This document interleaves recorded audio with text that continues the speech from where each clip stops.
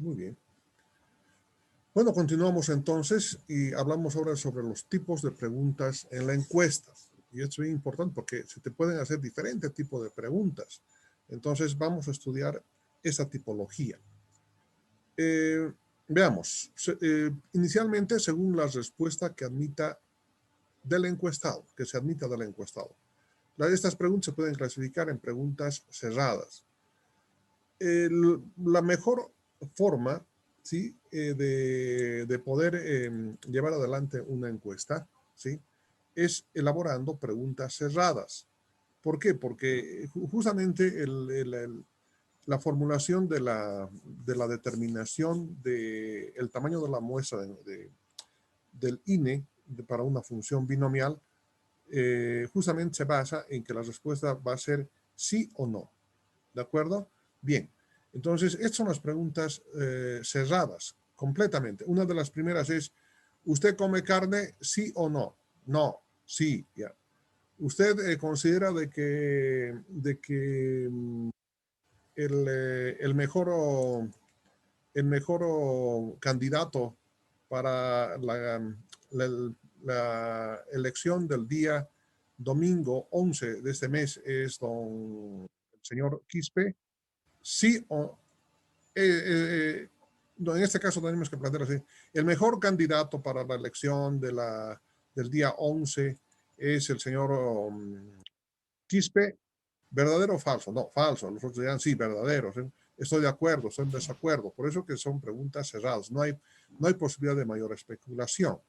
Pero estas preguntas cerradas también pueden ser de elección múltiple, como por ejemplo, de abanico de respuestas que también nos vamos a utilizar.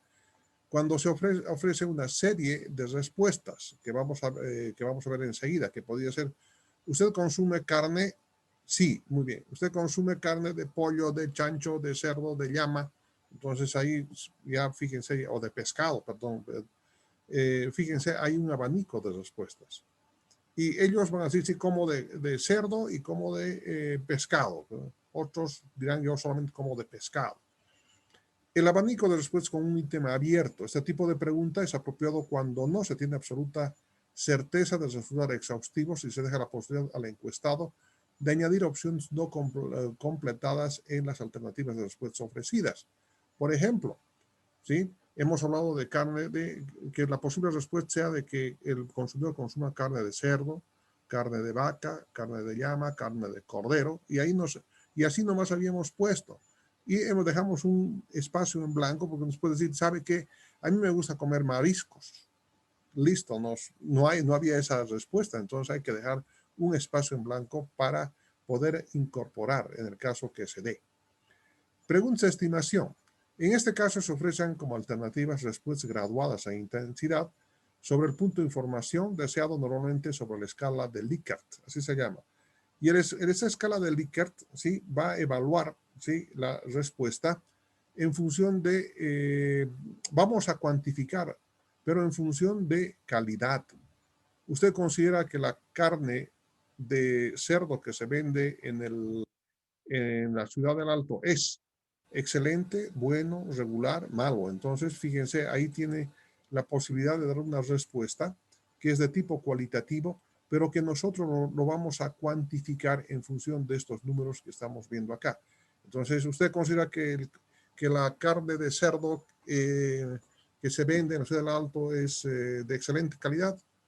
¿Es buena calidad, regular o malo? Entonces ellos nos dirán, es bueno, es regular o es malo, etcétera, etcétera. Entonces, este conjunto, ¿sí? Corresponden, este conjunto, las tres alternativas, cerradas, el abanico con un ítem abierto y preguntas de estimación constituyen las preguntas cerradas. Todas ellas pueden ser cuantificadas. Atención, por favor, eso es algo muy importante, ¿sí? Al tiempo de realizar las estadísticas. Y las otras preguntas son las abiertas. Aquí se da libertad al encuestador para que conteste con sus propias palabras, ¿sí? Evidentemente, un poco más complejo es realizar estadísticas con este tipo de preguntas, pero también están indicados para estudios de tipo exploratorio. y cuando se desconoce el nivel de información que tienen los encuestados. Presentan como ventaja el hecho de proporcionar mucha información y un máximo de libertad al encuestado. Sin embargo, y fíjense eso que les vengo repitiendo y aquí se consolida, la codificación de las respuestas puede suponer ciertas dificultades y exige un mayor esfuerzo al encuestado para su contestación. Entonces, se utilizan las preguntas abiertas, sí, pero en función de las necesidades que se tengan. Bien, ahora vamos a continuar. Ahora aquí vamos a ver las preguntas en función, según su función, porque antecitos, fíjense, hemos visto según, aquí está, la respuesta que se admita del encuestado. Entonces vamos a ver ahora en función de la función, de su función, en relación a su función. En el cuestionario se pueden encontrar preguntas que tienen funciones especiales. Dentro de este destacan preguntas de filtro, preguntas de consistencia y control y preguntas de aflojamiento y acceso. O sea, están relacionadas sí, para poder filtrar, para poder estimar si las respuestas que nos están dando nuestros encuestados están dentro de los rangos que queremos obtener la información. ¿Usted come carne? No. Entonces, más abajo, pues, supongamos que se haya equivocado el encuestador, que ya no debería preguntar qué tipo de carne come, la de cerdo. Entonces, ahí hay una incoherencia, ¿no? Entonces, si dice que no come carne y después dice que come carne de cerdo, o definitivamente no nos ha entendido, o definitivamente se han elaborado mal las preguntas, o definitivamente, alternativamente, esta persona, o sea, no le está dando importancia a las preguntas que se le están haciendo. Entonces, analicemos estas preguntas según su función. Inicialmente las preguntas filtro. Dice, tiene por objetivo seleccionar a una parte de los encuestados para realizarles posteriormente preguntas solo indicadas para ellos. Suponen una economía de esfuerzos para el investigador y el encuestado. Ejemplo para esta pregunta filtro. ¿Usted, señora, come carne de cerdo? ¿Come carne de cerdo? Entonces la encuestada dirá no o sí. Si la respuesta es no, entonces ahí se paralizó la encuesta o definitivamente podríamos encaminar a otras dos encuestas más. ¿Por qué no come usted carne de cerdo? Podría ser, ¿no?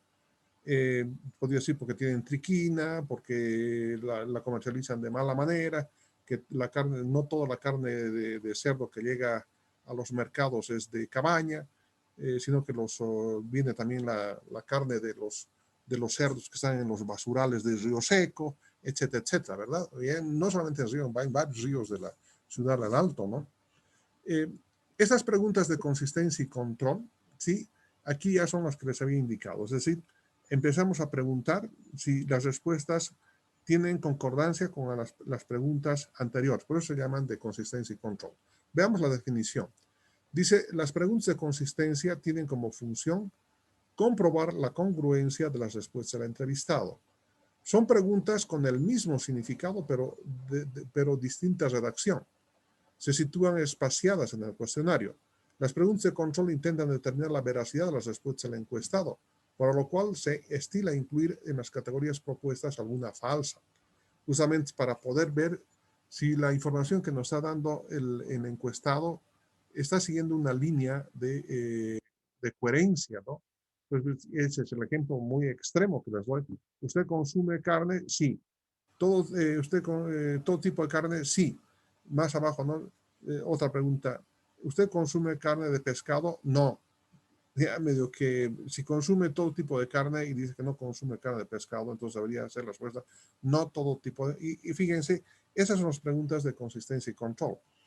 Estas preguntas de aflojamiento y acceso son preguntas para motivar al encuestado, ¿no? Para decirle, a ver, que se motive con las preguntas que se le van a hacer.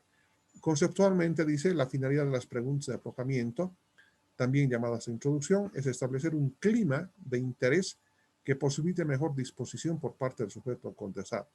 Es decir, cuando ustedes se relacionan con las preguntas, digo con las personas para hacer esa encuesta, señor, disculpe, estamos haciendo unas preguntitas para producir jabón, por decirles, ¿no? El encuestado se da la vuelta, les mira de pies a cabeza y le pone cara de malo y definitivamente uno ve y dice, mejor no le preguntaré, ¿no? Pero si usted le pregunta, mire, estamos queriendo hacer una fábrica de jabón de tocador para la ciudad de La Alta porque consideramos que es eso, ¿verdad? Entonces, ¿será usted que le gustara consumir jabones de tocador producidas en la ciudad del Alto? Entonces, un poquito ya le llama la atención. Eso es crear clima, ¿sí? Eso es crear clima, ¿sí? Clima empático se llama, ¿no? De empatía, de crear simpatía con la persona que se le va encuestando. Por eso que las personas, los encuestadores que van a salir a hacer estas preguntas, tienen que vestirse de una manera adecuada para hacer las preguntas. Su aspecto tiene que ser, no le estoy hablando de que sean precisamente que vayan a encuestar con terno, ¿no? O que se hagan hacer peinados antes de ir a hacer la encuesta, pero tienen que mostrar cierta pulcritud en su forma de vestir para realizar esta encuesta, porque si les ven con una pinta así de estudiante salido de un partido de fútbol, ¿sí? Un domingo en la tarde, no les van a dar mucha importancia, ¿no? Entonces hay que mantener cierto respeto y consideración con las personas que se van a encuestar. Algunas recomendaciones adicionales sobre las preguntas que contiene el cuestionario son, las vamos a ir analizándolas una por una. Las preguntas deben ser claras y sencillas, y está remarcadito también. Sí, porque si son entreveradas y no comprenden, no van a recibir ninguna respuesta o van a recibir cualquier tipo de respuesta. De modo que puedan ser fácilmente entendidos por todos los encuestados. Esta es la primera condición. Preguntas claras y sencillas y cortas además, ¿no? Y es lo que dice la siguiente. Deben ser lo más cortos posibles. En líneas generales, y siempre que no quede alterado su significado, las preguntas deben ser breves, ya que requieren menos tiempo y menos atención lectora. Por eso que muchas veces es conveniente tener preguntas cerradas, ¿sí? De la particularidad que se haya visto entre las cuatro, pero mejor cerradas, y que además que las respuestas sean así inmediatas. ¿Consume usted? Sí, no. ¿Cuánto? 3, 4 libras. Así, de hecho, ¿no? Estas preguntas deben ser personalizadas. Es aconsejable personalizarlas, ya que se ha observado que las preguntas así redactadas obtienen más respuestas y son más exactas. Entonces, sin embargo, algunos temas pueden indicar lo contrario sobre el uso de la personalización. Un ejemplo de esto, por ejemplo, es, ¿será que usted, ¿no? que al consumir carne de cerdo alguna vez ha tenido alguna dificultad con la presentación de la venta que influya en sus emociones, por decirles algo, ¿verdad? Bueno, entonces, eso, ya estamos hablando de la emoción, hacer la encuesta, entonces ya estamos personalizando, ¿de acuerdo? Muy bien. Dice, debe evitarse frases o palabras ambiguas. Esto es bien importante, ¿no? Por lo tanto, antes de proceder a la encuesta, entonces se tiene que analizar muy detenidamente, se deben analizar detenidamente las preguntas, y es lo que vamos a ver enseguida. Y además debe evitarse el empleo de palabras emocionalmente cargadas, ¿no? ¿Será que la compra de este perfume a usted le produce alguna sensación muy particular? Algunas personas pueden responderles, bueno, con palabras sueces, ¿no? Entonces hay que tener mucho cuidado con esa parte de las palabras emocionalmente cargadas. Podría ser una pregunta, ¿usted cree que el mejor y el único candidato que puede llevar a la ciudad, al departamento de La Paz, al éxito total y al salir de la pobreza será el señor Flores? ¿Sí? No me acuerdo cuál es el nombre del candidato del mes, pero me acuerdo el apellido.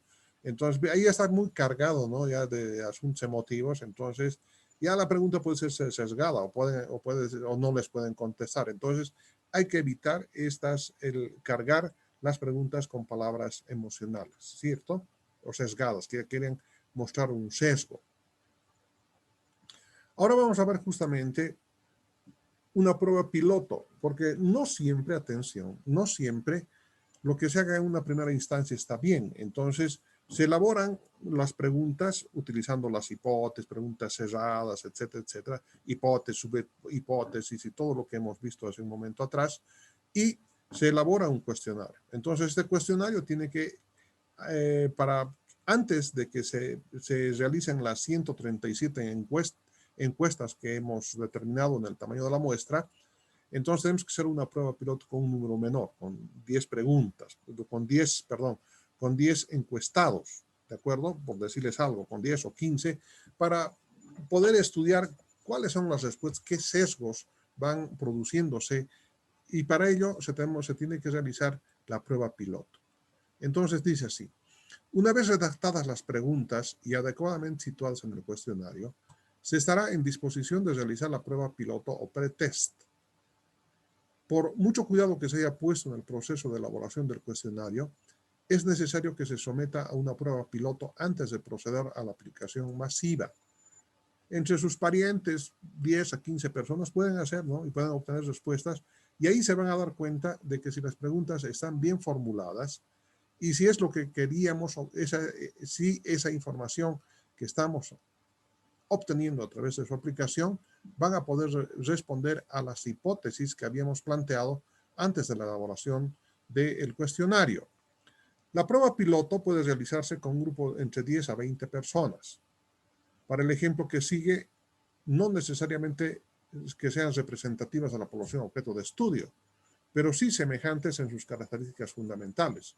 Si yo quisiera preguntar sobre la producción de jabones de tocador en la ciudad del Alto, por supuesto que no voy a realizar preguntas yéndome a Patacamaya o a una comunidad campesina ahí perdida en el altiplano, ¿cierto? Porque posiblemente ni siquiera utilicen jabones de tocador.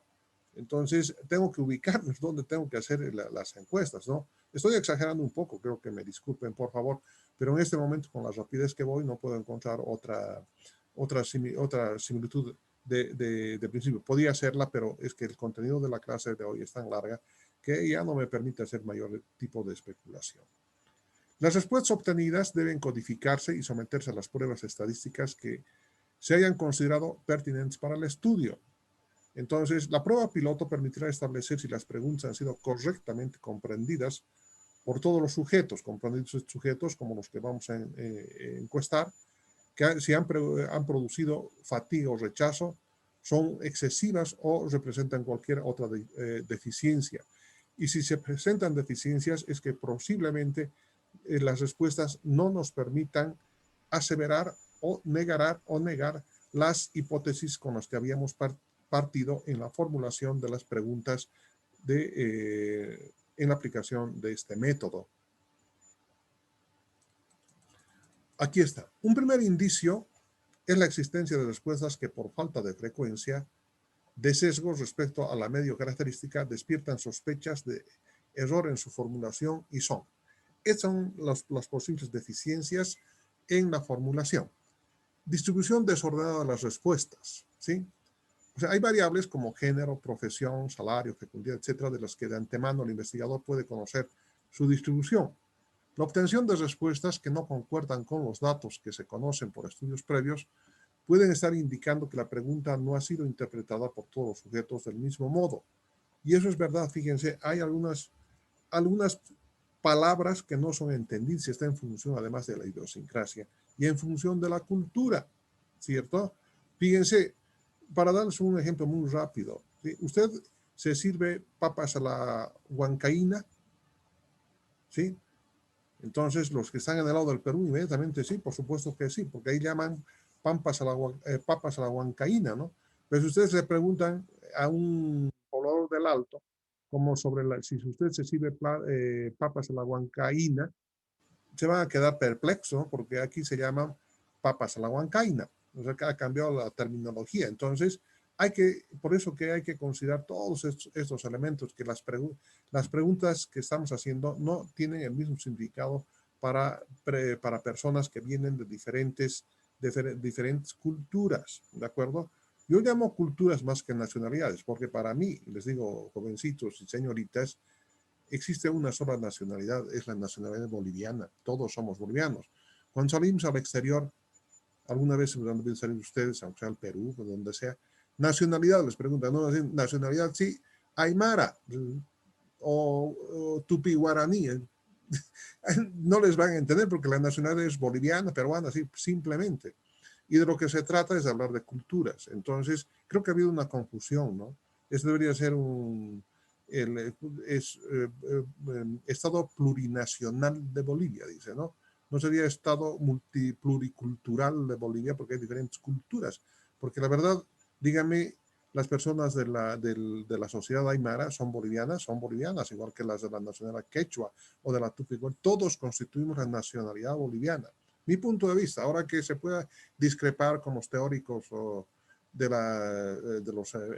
las ciencias sociales, bueno, en fin, pero yo considero que es así, como tampoco considero que es muy bueno de que se haya suplantado el escudo nacional por la cruz andina con diferentes motivos. Sus motivos tendrán, pero créanme que si yo si iría a una contienda, iría a la defensa del escudo nacional y no de la,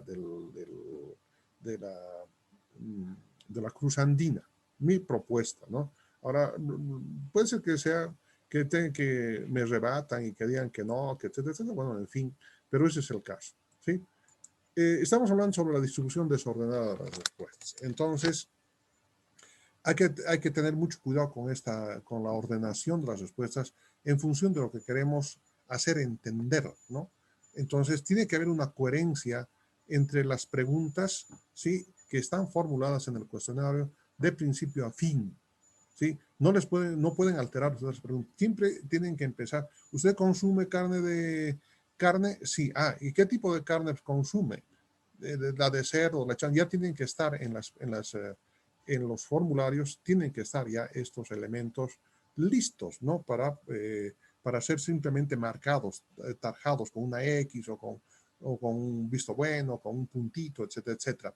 Y tienen que entenderse. Entonces hay que tener mucho cuidado en la formulación. Tienen que ir de lo más simple a lo más complejo, ¿no? No pueden intercambiar, no les van a entender.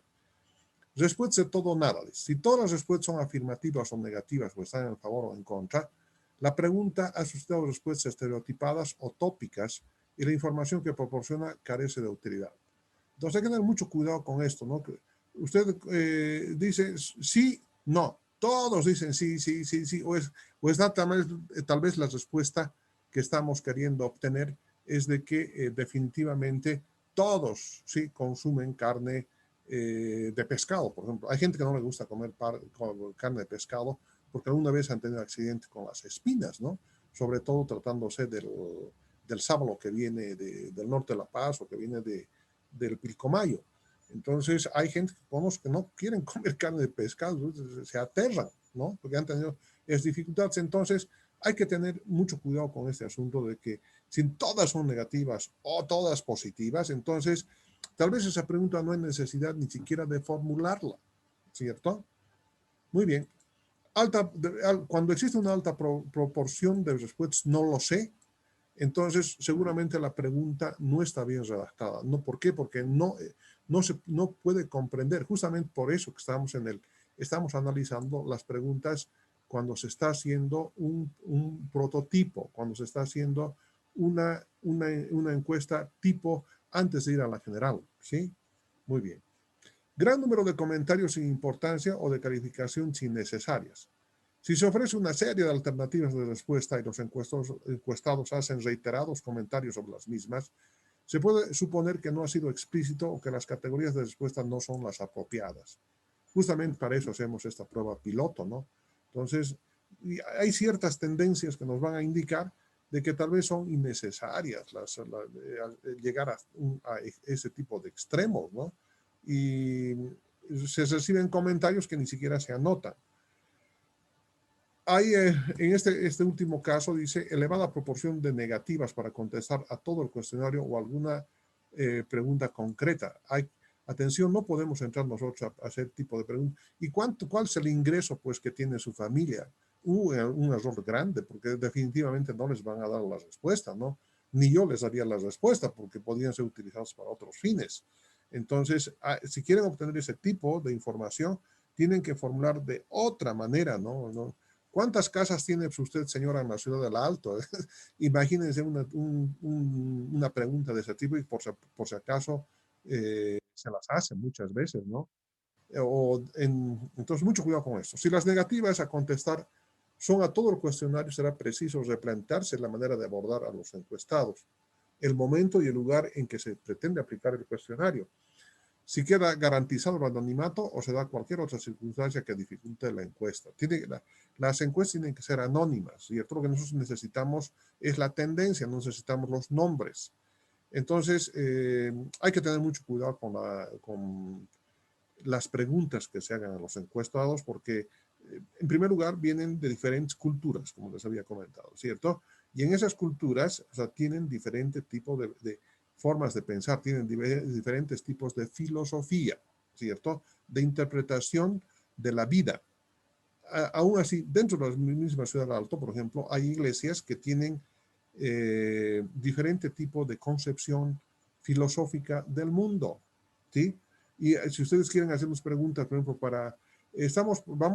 la empresa que va a producir, que es la que estamos haciendo encuestas, está perfilada o se está orientado a producir bikinis para las señoritas.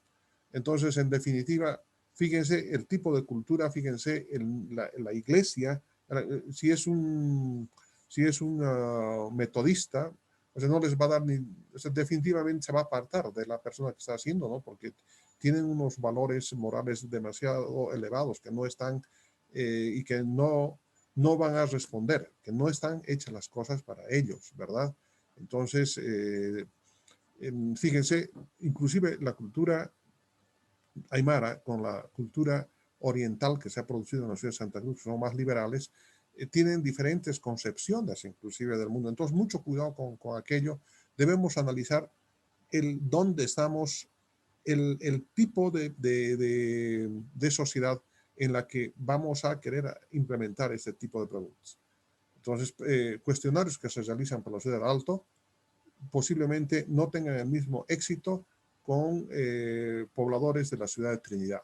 Así, definitivamente.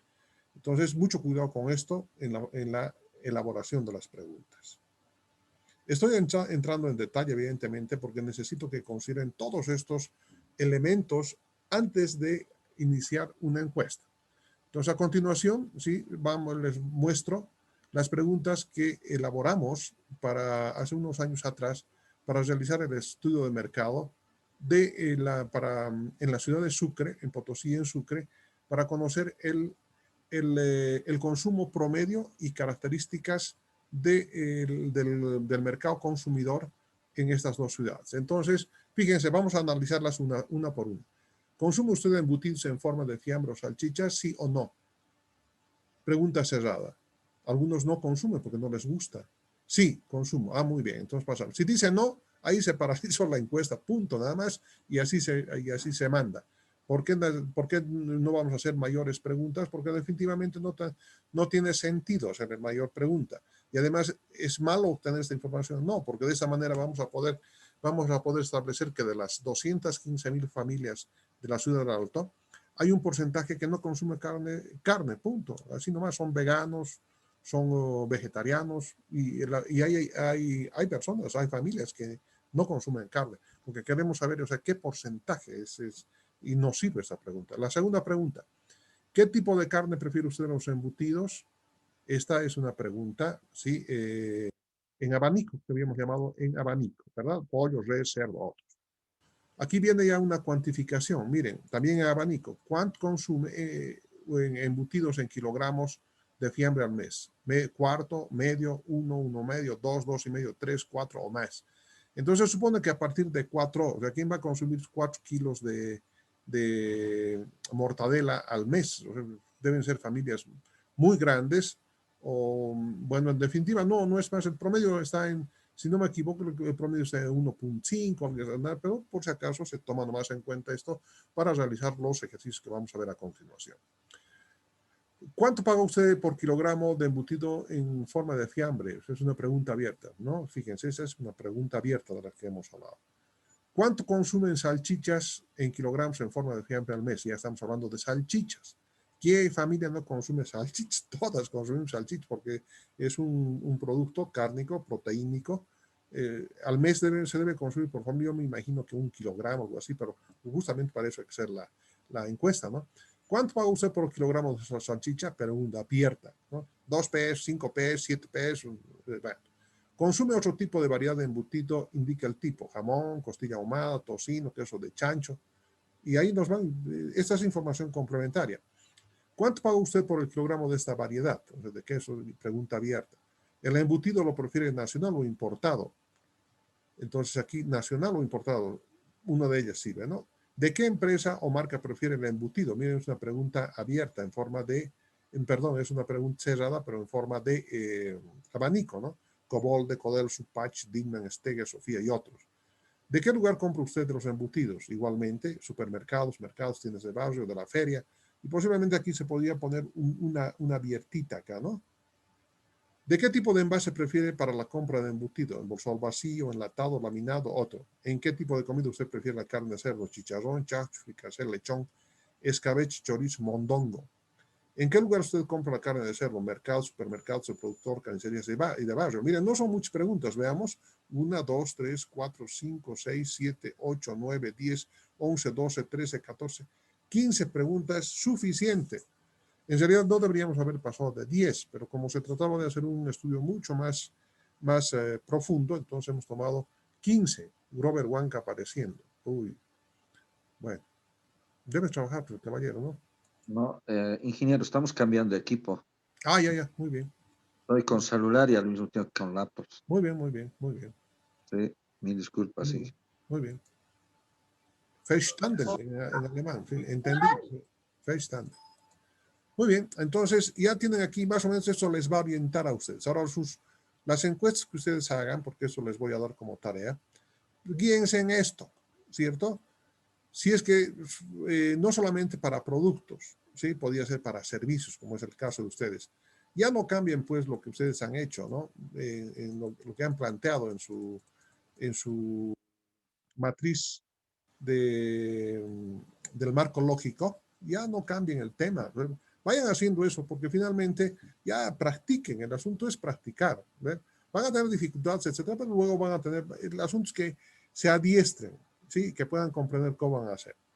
Todas estas preguntas del cuestionario, dice, han sido estructuradas en relación con lo teorizado. Lo que hemos visto, aquí están aplicados.